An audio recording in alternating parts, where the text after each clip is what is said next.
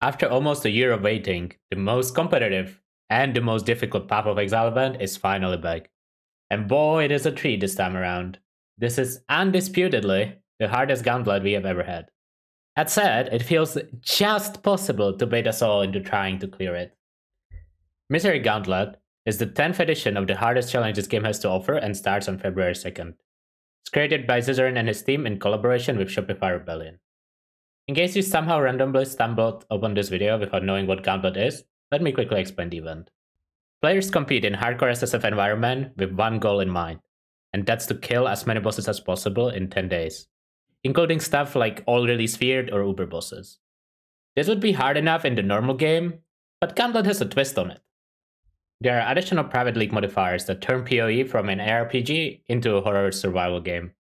To make the event more entertaining for spectators and to allow more people to be competitive, there isn't only a prize for winning the Gauntlet, but also for doing well within one of the 7 classes. That way, there's a lot of small races within the big race, and you get to see different builds and setups attempt these insanely difficult bosses. In an attempt to make the diversity even greater, some of the currently strongest skills are banned from the Gauntlet. This time, those include Arc of Surging, any version of Detonate Death that has been dominant in Gauntlets of the past, and Penance of Dissipation, since, as we all know, this skill just randomly does 5 times more damage than anything else in this game. While fighting bosses, your damage must also come from the new Transfigure gems that were introduced in this league.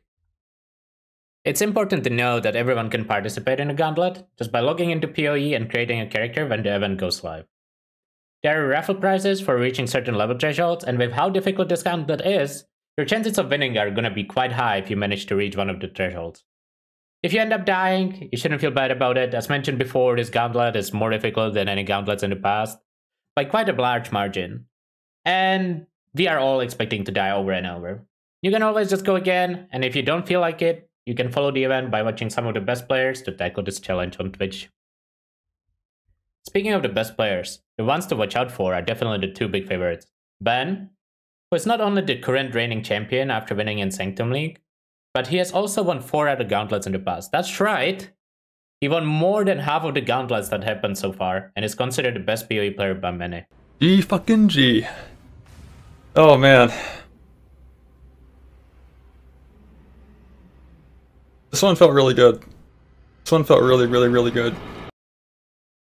His closest competitor, I Am Exile, also known as Snake in the community, has won 2 Gauntlets and has had consistent high placements, including 2nd in the last Gauntlet and winning the one before that, and is pretty much the only one who can rival and sometimes exceed Ben at pure progression speed. Job's done. It wasn't clean, but job's done. But there's one person who actually exceeds both of those in pure skill. Quinn69. But he's graciously dodging this Gauntlet just like every Gauntlet in the past, because he doesn't need the money, and he wants to let other people have some glory.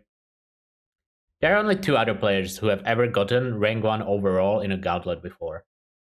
One of them is Steel Mage, who is most likely casting this Gauntlet, and you should definitely tune in, since this man has a lot to teach. I've won! What, does that mean I win the Gauntlet? Wait, does I win? Did I actually win? Is this the best timeline? The toy refuses. The last winner spends most of his time streaming just making weird voices and sounds.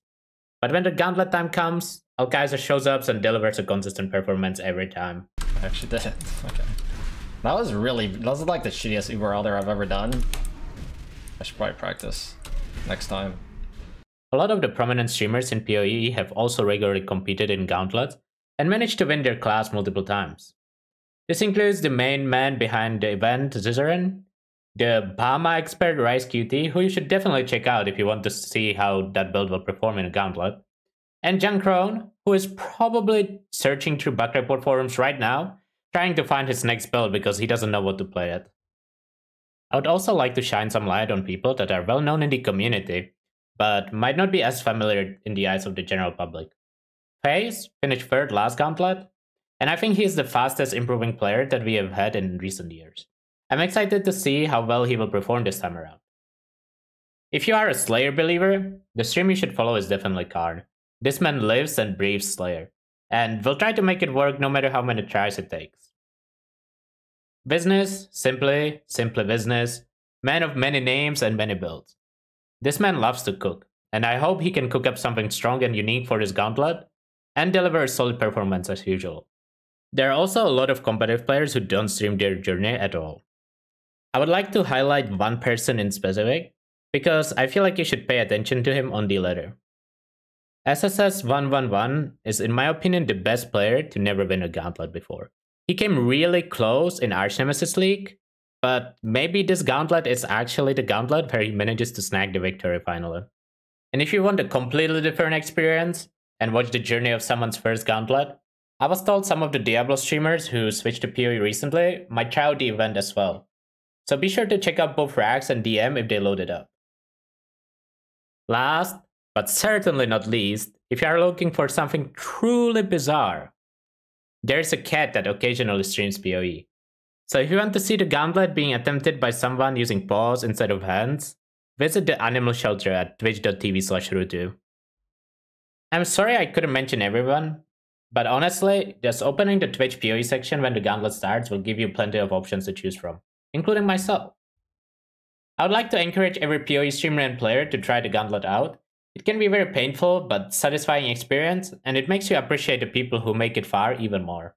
If you are looking for an easy way to track the progress and scores, PoE-racing.com is an amazing tool where you can keep up with the happenings in Gauntlet.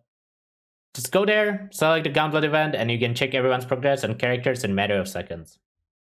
If you are interested in more Gauntlet related content, just make sure to subscribe to this channel, and in the upcoming days I will post both what I think is the easiest build to reach the rougher thresholds with, and the build that I think can actually clear this extremely difficult Gauntlet, even though the gear might be kinda hard to obtain.